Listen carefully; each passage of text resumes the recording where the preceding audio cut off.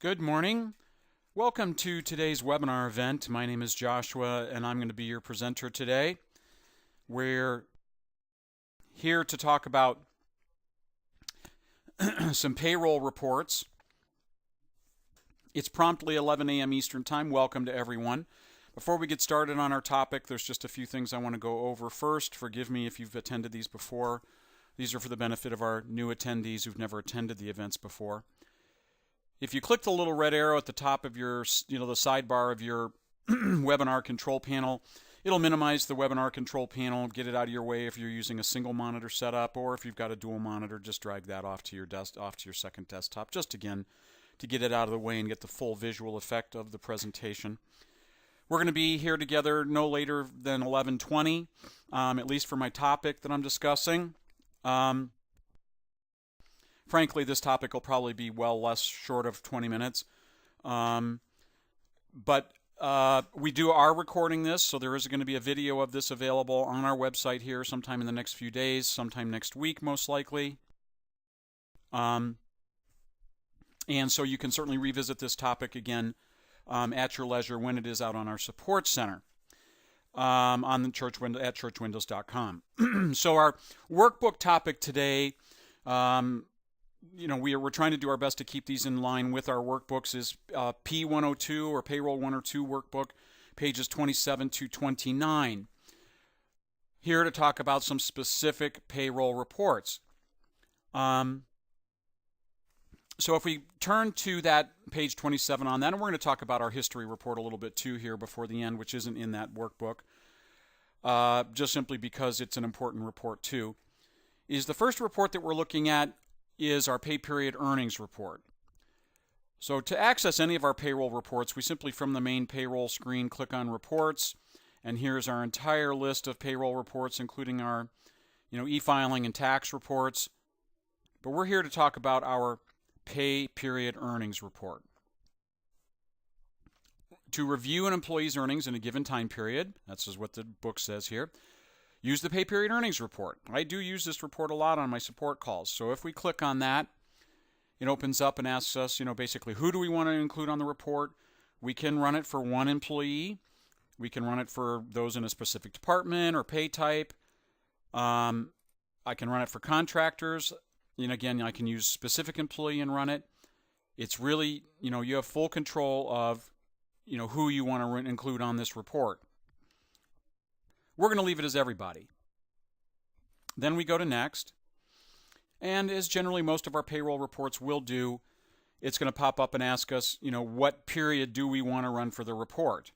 Now, in this case, it is defaulting to my last pay date that I have in my training data. It'll default to the last pay date that it sees, which is helpful. But, you can run this for virtually any time period you wish. You can run it for a single payday if you want. You can run it for a day, a week, a month, a year, the whole year if you wish. Okay? So if we leave it as simply our March 31st through March 31st and go to next, the next window that pops up is with our checkboxes for, basically there are two reports here. Our taxable earnings report or our pay type earnings report as well. So they do report on different things, okay? So you can look at them both. I mean, we're going to leave them both checked for the purposes of our webinar today. But you can just run it for one if you want. So if you go, okay, I want to run my taxable earnings report, you just uncheck pay type, or other way around, uncheck taxable and leave pay type if you wish. Okay? And then we simply go to next. So we do have 2 pages on our report here. So this is our taxable earnings report. Let me maximize this here, just allow everybody to kind of get a full scope of it here. So it includes lots of information, date and time on the report, the pay period it's for. So starting on our column on the left, is the pay posted? If it weren't but saved, it would say no. It tells us the name of the employee, and then it shows what they were paid for in terms of their hours, regular earnings, overtime earnings, additional vacation and sick time. total hours or weeks, as the case may be, earnings without allowances for, now in this case, this is just for March 31st, allowance earnings, Social Security withheld, Medicare, federal, and state taxes, and any local taxes, or earnings, excuse me. These are wages, not withheld. This is just earnings, folks. Sorry, forgot about that. So frequently, you can use this report to troubleshoot problems, when you're wanting to look at specific employees or trying to determine where problems occur with earnings. This report is really helpful for that. So it just not only shows what they've been paid for, but how much is being reported as earnings or wages for each one of your taxing authorities. Then, if we go to page 2 now by clicking the down arrow, it takes us to our pay type earnings detail. So again, only thing this shows is what they've earned, what they've been paid for essentially. Regular, overtime, additional, sick and vacation, total. Then again, regular earnings, overtime earnings, additional, vacation or sick time, any allowances, and total earnings. Again, if we maybe back up a step here, of course these change, the longer the broader you make the date range. So if we say, okay, we're going to run this for the whole first quarter, and we go to next, again leaving the reports, it of course shows a lot more units, and wages and earnings are definitely higher, So very helpful either way, whether it's being run for one pay date or multiple. It certainly can offer some insight and some help if you're having trouble trying to, troubleshoot payroll problems. And the same thing when we go to our pay type earnings detail. Okay? And it does confirm, again, entries have been posted right down here. Let me get my highlighter right there. All entries have been posted right here. Okay? Again, two very helpful and yet I think frequently overlooked or underused reports in Church Windows Payroll. All right, let's go ahead and finish through that. The next report we're going to talk about at the bottom of page 28 into 29 is our pay period deductions report. I use this report all the time. Again, right below our pay period earnings, we see our pay period deductions report. Similar to any of the other payroll reports, who do we want to include on the report? You have full control. Then we go to next, and again, it defaults to a particular pay date or the most recent pay date that it detects in the database. This report, more often than not, is being run to generate the total for your 941. So let's say that we're trying to do that. So our deposit schedule is set to monthly, so we're going to run this for March 1st, 2017 through March 31st. And then we go to next. Let's maximize that, zoom in a little bit on it here, see what we can't look at. So again, across the top of the report, it does confirm our report period, pay period deductions report for the month of March. It shows who our employee or our contractors were, excuse me, gross pay amounts, Social Security withheld, Medicare withheld, federal income tax, state and local, gross less tax, any other deductions that maybe the employees had.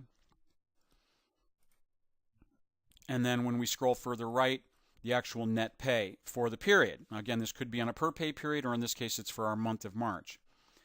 But one of the things we're really here to show you is down here at the bottom left under totals, notice we've got our 941 deposit, or 945, which isn't applicable.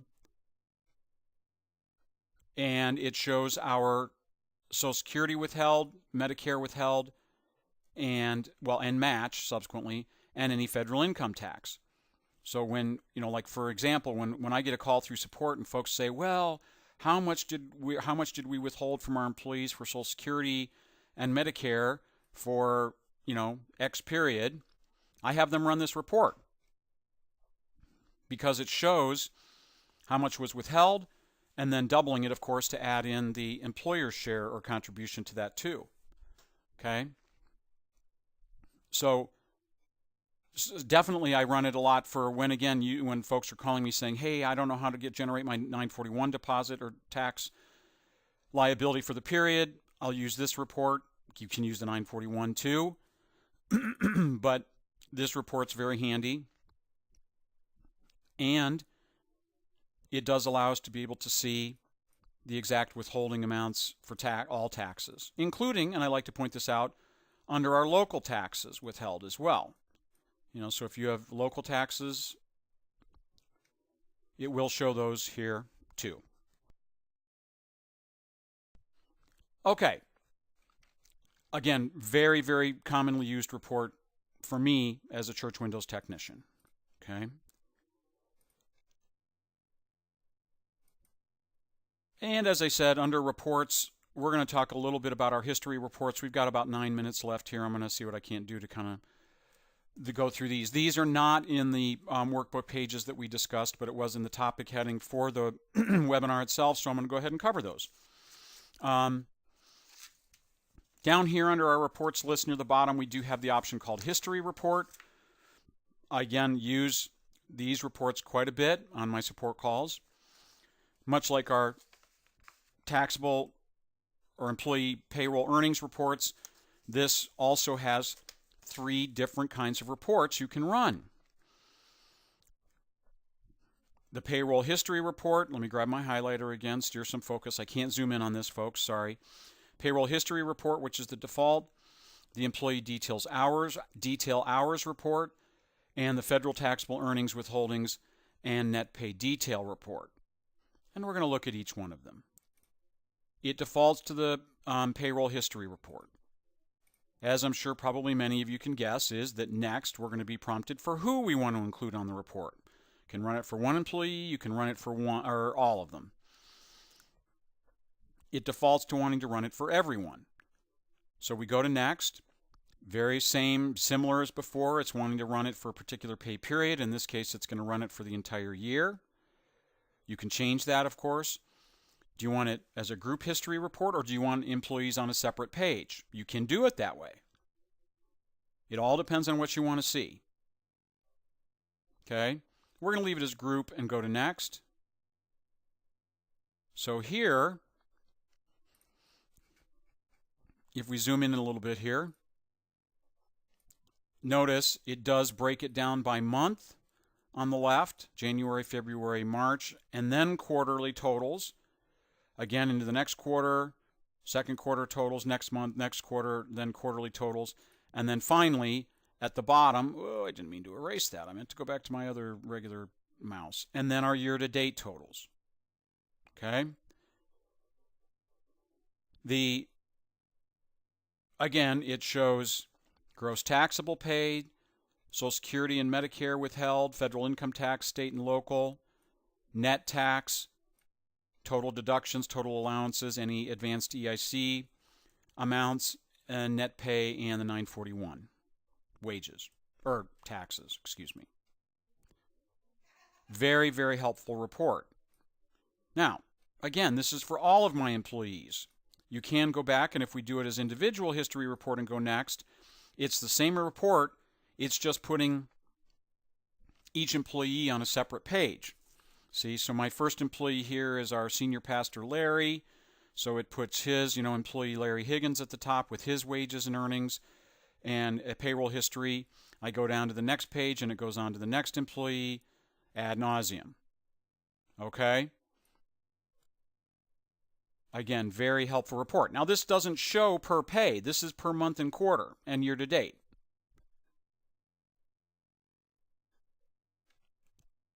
Okay. So let's go back now again, and we're going to choose the employee detail hours report.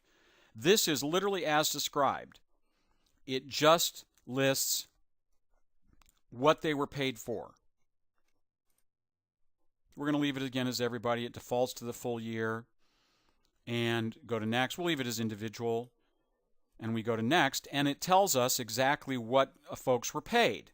So now in this case, Larry's our pastor, he's salaried, there are no hours. Okay, he hasn't had any regular or overtime. I mean, he has been paid for regular wages. This is really more of a useful report for hourly employees than virtually anything else. But it will also show vacation earned, sick time earned, any vacation used, and sick time used as well. Okay? And again, you can do that as a group history report as well.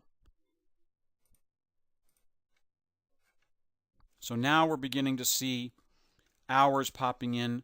Now this is on a per pay basis here. We notice, January 15th, January 31st, February 15th, February 28th, and the number of hours that employees were paid.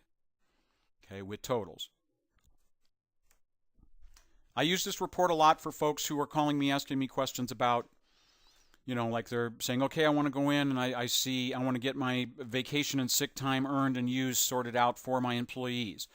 After we go in and enter those information or we make the adjustments, I have them come into this report and run this and say, okay, is the number of vacation hours or time earned and sick time earned good? Is the amount that they've used showing up with the correct totals too? And we would oftentimes use the calculate adjustment feature to correct that, to fix those.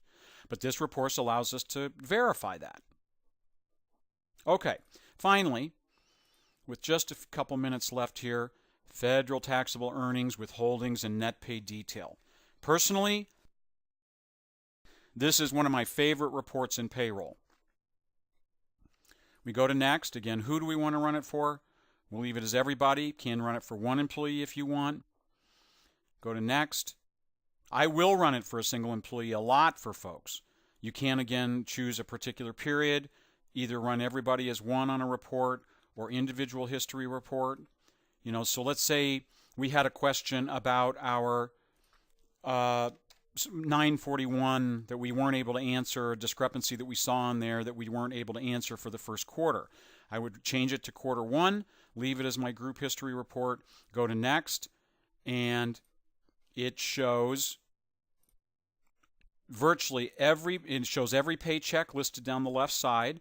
So we see, January 15th listed for every employee. The next pay date, it lists every check and every net pay amount for every employee. Shows earnings without allowances, taxable allowances, non-taxable deductions, federal taxable compensations, federal withholdings, Social Security, Medicare, etc. Literally as described, federal taxable earnings, withholdings, and net pay detail. Generally, if you have questions about why a total or an amount is reporting on the 941, right or wrong, it can be sorted out or resolved or seen here, because many times our 941 totals are going to match up with what we're seeing on our pay period our federal taxable earnings, withholdings, and net pay detail report, in all kinds of ways. And ultimately, on the right-hand side, we do see the net pay amount for each net pay, what the check number is, or if they were EFT payrolls as well. Oh, but yeah, if folks call me and say, hey, Josh, I got a problem with my, earnings or, my total wages in box one are wrong, generally when we run into our, run it for the first quarter, that box, I forget what it is, box 2 on the 941, the federal taxable reported wages, it's going to report whatever's right here under the federal taxable compensation column. So again, many of these amounts can be matched up with our 941. So this is a very good troubleshooting report when dealing with trying to answer questions about our 941. And again, I can run it for a specific employee. So if I go back and I go, okay, I just want to run it for my, say, senior pastor, go to next. I can put individual history report because I want to put his name on it. Again, go to next. And there is my, basically my federal taxable earnings report for just Larry, my senior pastor. Okay? And again, these figures then could be matched up on my W-2. Okay? So again, very, very helpful troubleshooting report for that. Okay, so we're at 20 minutes. Let me see what we've got out here for questions. How would we run a history report that would be for the past year? Oh, that's a good question. So we can't run payroll reports, Jennifer, that crosses years. So I would run a history report in this case for the period that I was wanting in, say, January 1 of 17 through, say, 6/30. If I was wanting it for the first half of this year, run my report. Okay, then I would go up to cancel out. I would have to go to System Administration, System Profile. I'd have to physically change my year back here under Payroll, and then I would be able to run the report for the last half of the prior payroll year. I can't do it in one report. It would have to be in two separate reports. Is there a report option for pay period, a total of state paid for the quarter? Yeah, I think you could use similarly those same, make sure I'm in the current year. I think you could use those same like pay type earnings or pay period deductions report. So if again we go to our pay period deductions report and we backdate it to January 1, right here we've got our state tax column, so it does show our state taxes that have been withheld from employees that in most cases, many times those state wages and those federal wages will be the same. I'm pretty sure there is another one though that does allow us to see what our pay period earnings report. Let me take a look at that. Yeah, so right here it does on our pay type earnings report, taxable earnings report, it does have our state compensation too. So yes, that pay period earnings or pay taxable earnings report does report that as well. You're most welcome, of course. All right, well, that's our webinar for today, folks. I'm not seeing any other questions coming in. If you do have questions, please don't hesitate to contact us, of course, through support, 800-533-5227. And I'm going to wrap things up. I'll close up shop here, and we'll look forward to seeing you folks on another future webinar event. And I hope everybody has a really great weekend. Thanks so much, all. Take care. Bye-bye.